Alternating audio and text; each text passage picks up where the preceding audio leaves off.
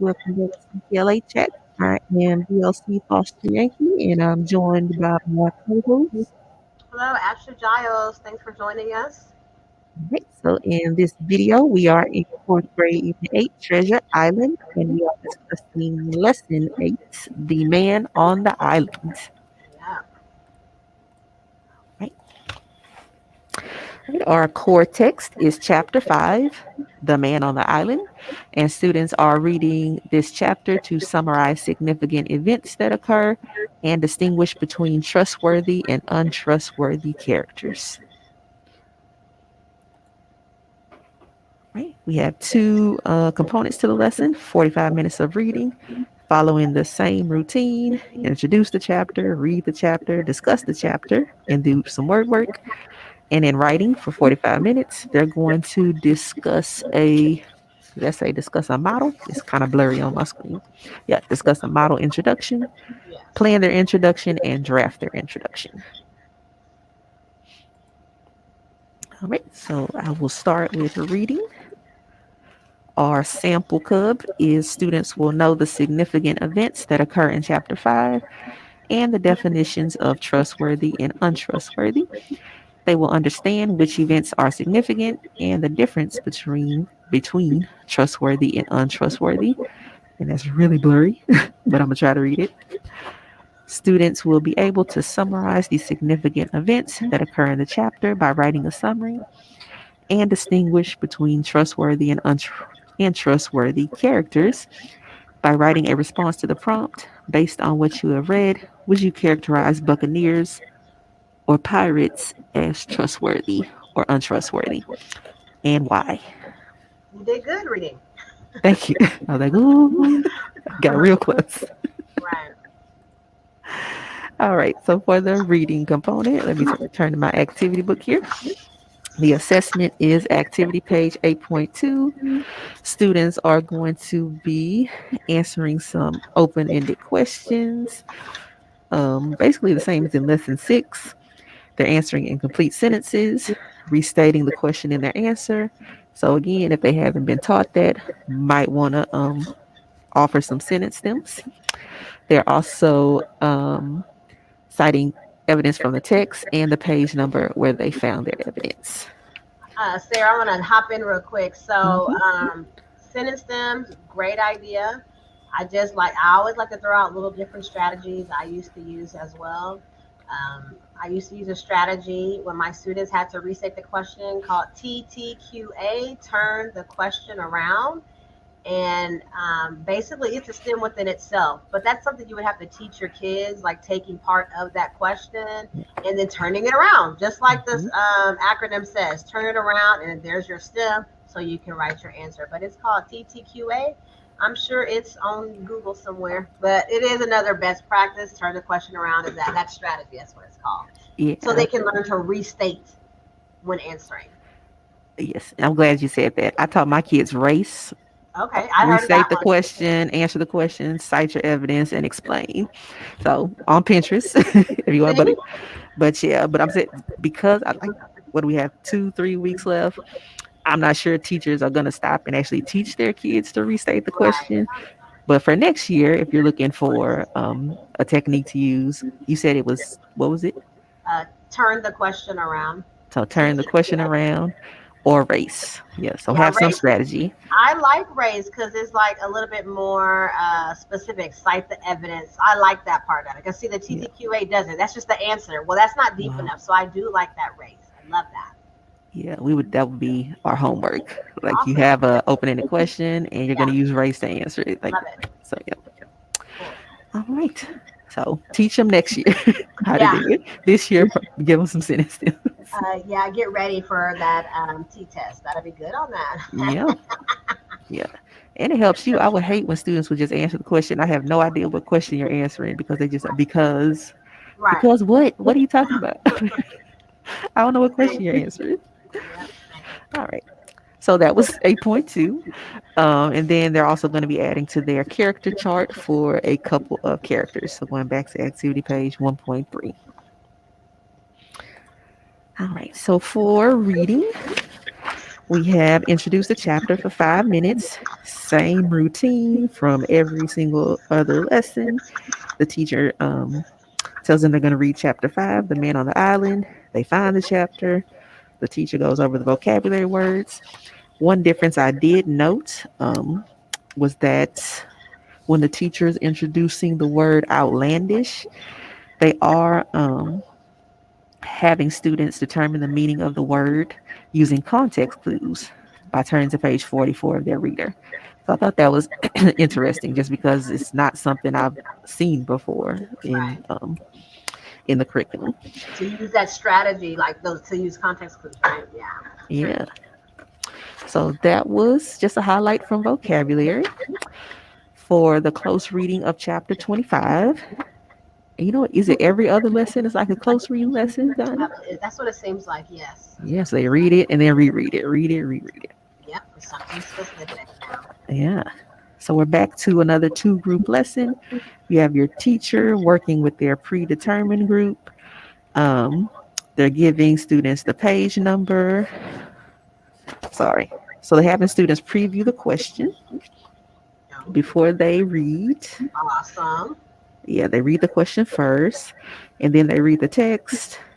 And I'm sorry, they read the question on the activity page. Then they read the text silently, and then they go back to the question and answer it. And teacher is there to pose those guided reading supports in the event that they are struggling. So while the teachers with their group, you have another group. Hopefully, they're working independently. And I say hopefully because it's May. Like at this point, they should be able to do it, but Right. depends on the kids. So independently or in pairs or maybe other small groups in the classroom, they're working on 8.2 to answer those open-ended questions with their evidence. Then we have a 10-minute discussion. So here, whole group discussion. They're going to start with basically summarizing the chapter. The teacher asks what significant events occurred during the chapter. And then they're going to go to activity page 1.3 and add some information about Ben Gunn because he was introduced in this chapter. And then they'll turn to activity page 8.3. It's a take home page. Basically, they are reading like a little excerpt. And for the first part, they answer a question about the excerpt. And then on the back, they're going to do some work with similes. Then they move on to word work for 5 minutes. Same routine for the word scout. The teacher is going to ask them about some examples of scouting. Students use the STEM, I scouted blank, looking for blank, or you can scout blank. And then they have a making choices activity for follow up where the teacher reads some sentences. And if the person scouted, students say blank scouted for blank. And if the person did not scout, students say blank did not scout for blank. Hey, so pretty straightforward. I did remember that students will also see the word scout during the same unit, Unit 8, in fifth grade next year. Yes, I was just getting ready to Yeah, say right. that. Yeah, so the vocabulary also, how do you say it, spirals across grade levels. So I I thought that had was to pretty think. cool. Yeah, I had to think. Writing it right. We were thinking the same exact thing because I Yeah, was like, I've encountered this word before, like in a yeah, classroom, yeah. and I had to think, well, was it this grade? No, it was fifth grade. So yeah, Yeah, I we were like reading that. by Native American scouts just the other day. So that's really cool though. The same time of year, students are Yep, reading the same word in different grade levels. they really So planned this, didn't they they? really did. So your Yes, fourth graders are coming into fifth grade ready. Like when they get to that unit, they should know what scouts are. they should know. Hopefully, Yep, year two, let's go. right? Setting them up. Yes, that's awesome. All right. So that concludes the reading. All right, so we'll get into writing. And so the focus for writing is students will write an introduction to an adventure story using descriptive details. So all along the way, they've been drafting, they've been planning, using their plot diagram, their arc, their story arc, as what I used to call it. And now you're going to actually add these descriptive details in their introduction and craft this introduction. And so there's a couple of assessments. Well, really, it's their writing. So that's what they're going to be assessed on is this introduction. And so that's why this composition notebook is here. But as they're writing their introduction, these are the resources that they are going to be using to help them um, create this introductory paragraph. So you see the rubric for their adventure story. You see their story arc. What do they call it? Story map. Mm-hmm. And then you have your brainstorming page from the character. Is that what that 3.2 is? Eight, you said, 3.2? I can't really see that. yeah, it's blurry on my screen too. Okay, let's see. 3.2. Is it 8.2? You're talking about the middle one, right? No, that one on the end. It's the character one. Yes, it's the character Oh, sketch. So you have those three items because, like we mentioned in a previous lesson, characters are introduced in the introduction. And so this is ideal to have next to them as their writer introduction because there are certain things that have to go inside the introduction. mm-hmm. So the assessment here is the actual writing of the introductory paragraph. So this first 5 minutes, you're going to discuss a model. So I put in my curriculum document, I said, this is going to be our we do in advance. The teacher will prepare this exemplar introduction. And so have that ready. And so you're going to have students to look at this first paragraph of a story that was done. And of course, it's related to Treasure Island. And the teacher will explain or even have students explain what is the purpose of introduction and what is all involved. What does an introduction entail? You'll have a student to read that exemplar that is prepared ahead of time, display that on your Promethean board, display that on your anchor chart. But this introduction goes directly with Treasure Island. Identify students will then, after they read that example introduction, they need to identify the characters that were introduced. They need to be able to name the setting and discuss how the setting has some details to help with the visuals of where these characters are. So basically you're using this exemplar to model, right, what their introduction should look like. Then the teacher is going to discuss the hook and tell them that the hook captures the reader's attention because everything that they see in this example should be reflected in their adventure story that they are drafting. So the teacher is going to be discussing the elements of the intro. This is the first 5 minutes, quick. So here's the exemplar. What do we see? What does this introduction have? And then you discuss the elements of an introduction. Can I add something? Yeah, go ahead. Just because I noticed, wow, I'm glad you said this was 5 minutes because I was thinking Right. It's the not long teacher drawn out. is not, like you say, what a hook is. So students are expected to use a hook in their introduction, Yes. but you don't give them any examples of like different types of hooks. It didn't say, but I mean, to me, couldn't that be a support? I think it should be like an anchor chart. Could be, yeah, for sure. And I'll say, like, you don't have to give them all the different types of hooks, but maybe just a couple And options. choose one. Yeah, and then and pick one. And what is, Okay, since our focus is descriptive details, one of those examples could be because you can start off a hook is descriptive. Start off with a description of the I setting. I like that. So give them that one in this lesson, and then I know in a couple lessons we're going to talk about dialogue. So when you do that one, then introduce that hook. So Uh-huh. yeah. So Yeah. chunking it up, not too many different types of hooks at once, because you're Right. not teaching it. You're just telling them. You need a hook. Get my attention. But how? How would a student know? So yes, I love the idea. Yeah, Create an anchor for that. That's yeah. good. Here's one type of hook you can try Right. in this lesson. And I like that you brought that up because that all goes on with the internalization. Like, right? Like if I knew that I'm talking about hooks, if I just say it to my kids when I'm executing that lesson, my kids are gonna be lost. Yeah. You know what I'm saying? So I needed to know that, man, I'm gonna need to provide some kind of support right here for my students. So awesome. Yeah. And I'm sorry, just real quick. Oh yeah. I guess this isn't a teacher college thing. This is just best practice, right? So how we would have the kids try different hooks on a, or try different parts of it on a sticky note. Yeah. So sticky note, try this hook, and then just put it on your draft. And then we get to the dialogue one, try that hook, and then, so they Yeah. can make a decision about which one is the best one. So like, Choices. They yeah, got choices. yeah, Love it. Yeah. To me, that helps them to be better writers and making their own decisions, hmm right, about what they want their adventure stories to be like. I like it.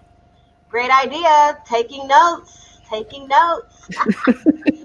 So after this quick 5 minutes, of what an introduction, the components of an introduction. Then we move into 15 minutes of the where the students will plan an introduction.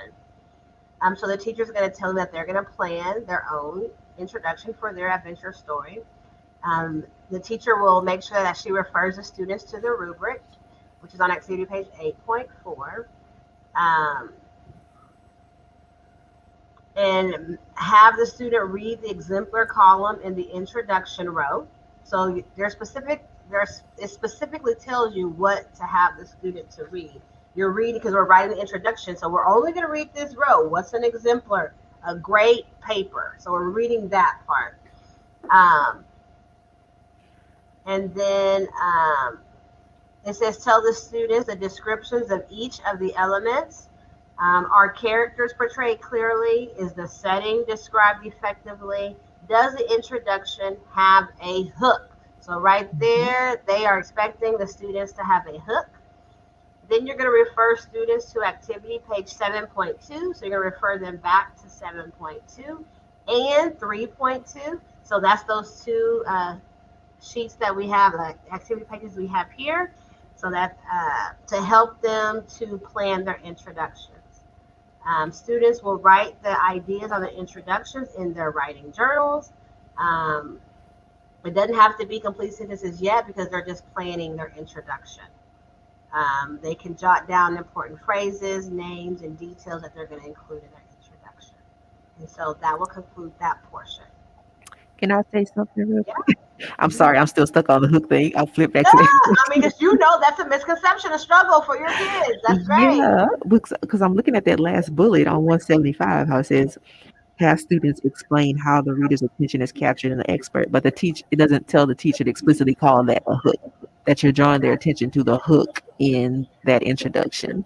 So that might be a good prompt for kids. Like, what hook did the author of Treasure Island Use. use, and what did it do for you as a reader? And so that could be an option for them too. They use first person, so try using first person in your draft, or try using descriptive. So having just a couple options for them. So like starring that last bullet on page 175. I mean, hmm that's a little way to teach that hook, and it is indicated. There's small teaching, very small, minute, but it's hmm there. So I'm thinking, to me, I would star that to ensure that that's something that I do, and provide the anchor with the example, a couple of example hooks. Yep. And then once they're planning, that's 15 minutes. They have 25 minutes remaining, and the students are I indicated it that that would be the you do, right, because they're going to actually draft their introduction. hmm um, and now they're going to take their little phrases, their key ideas that they just bullet pointed up above as they planned, and now the expectation is you're writing sentences, you're including figurative language when possible. Like, to me there, Sarah, I was like, I would even say you need to have a simile. You need to have something, So hmm you want some figurative language, you need an idiom, something. So I would indicate that because that's not on this rubric, but it is it figurative language. No, it's not. So in their introduction, I would say what they need to have. Where's your simile? So creating. Oh, I don't want to say creative side rubric, but it says here you need to have figurative language. Where's your setting? So making sure that students know what needs to be included in their introduction paragraph. And how many sentences do they have to have? 5 sentences, at least 5. And for As a support, um, it says on the side, of course, we always love to use our supports. Students should have access to a paragraph template, maybe. So that's where I was going with when I say create, but we don't want to create anything, but like have a paragraph template. So where it says for 5 sentences, line one, hook, line two, sentence number two, I don't know, is a setting, something. So have a Mm, structured outline for the student. Line three, here's your figurative language. You know, so some, and that's what the support says. Provide students with teacher support as needed for drafting an introduction and access to a paragraph template using sentence frames. So making sure we're using these frames, um, an outline of what, those 5 sentences, what they could be, I think that would be very helpful, especially, some students struggle to write. You say yeah. write introduction, they don't, and you giving me this rubric, this is loaded with language. I need something specific, concise, not too overwhelming, is what I'm trying to say. Yeah. And so that outline or that template would be not as overwhelming as the rubric. And so, as the students are writing, there is a check for understanding, and basically, the teacher is giving some feedback. Um, have some students share out their introduction if they choose to, and teacher walks around giving feedback. What are two interesting characters from your story? Just to ensure, like posing questions, and as you're conferencing with the students, to ensure that they have the elements that all belong in the introduction. And so giving them feedback about that, as they share out. Then there is a lesson wrap up. um, they may not finish their introductions today. They will need to complete it from homework. And that share out part would be sharing out their favorite part. And so just allowing students to read their work and, so make sure that they're proud. I always like to let my kids show off their work. So that would be the lesson wrap up. Um, for this lesson. There is some guidance for the teachers for the use of the rubric at the bottom. So I guess like a side note, um, for the teacher. So it talks about using this rubric. It evaluates how strong for the introduction section. So it's just telling you, it's a side note for the teacher on how they're grading the rubric. Strong, developing, and beginning. So that's just a side note.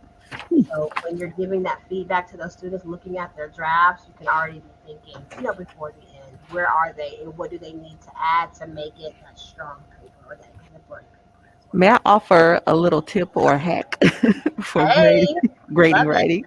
Because Yeah. I remember um, having those 20 plus classes and you're looking at this long rubric and knowing that you're going to have to grade those papers at Mhm. some point using this rubric. So what I would do is I would take just a part of the rubric, like that introduction. And I Mhm. think this was Teachers College. This was something they told us to do. But they're working on introductions in this lesson. So I'm just going to take the introduction part of the rubric. And I don't know if the teacher's collecting this activity in It this didn't lesson, say. your draft. It says the draft is for homework if they don't finish. Okay. So you could do it either way. If the teacher did collect them, they could they're going to read just the introduction. They're going to, give the students a rating based on their draft and give it back to the students and then give them some tips. Their feedback is what they can do to get to that next level. Or they can have the students peer or self assess their own draft using that rubric. And Yeah. then, same thing, give them some feedback. This is where you are. If you circled exemplary, tell me why your draft is Right. Where's exemplary. your evidence for that? Yeah, but yeah, so you're not waiting till the last minute. To read the whole thing. Yeah. I like Yes. And then when they did turn them in at the end, okay, so you circled strong on your introduction on this date. So now what part of your paper do you want me to reread and really look for the oh, body, the conclusion, so I don't have to reread the whole thing? I'm love just looking for a it. specific thing. It's Yeah. kind of That's favorite. great little hack there. I like that. Yeah, Something I would definitely use. yeah. So I'm not overwhelmed. Yes, yes. Oh Lord, all those papers are so you can start circling stuff. Yes. And so that'll conclude the writing component, writing their introductions. We thank you as always for joining us and we hope that this was helpful. And we will see you for lesson 9. All right. Thanks for Take watching. See you in care. the next video.